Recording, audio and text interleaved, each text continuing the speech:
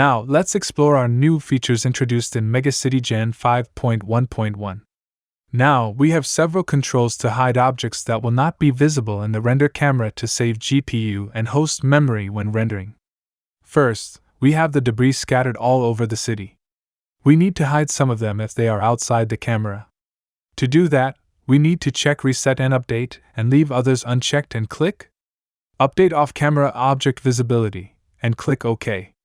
So, we can see that all the objects outside our camera's frame have disappeared, and the buildings that are not within our view have all turned into simple objects that do not use much memory.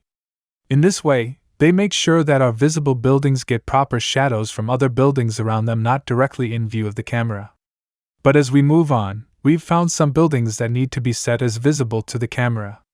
In that case, we only need to fix just the buildings, so let's check Hide Buildings Only and click Update Off-Camera Object Visibility, and click OK.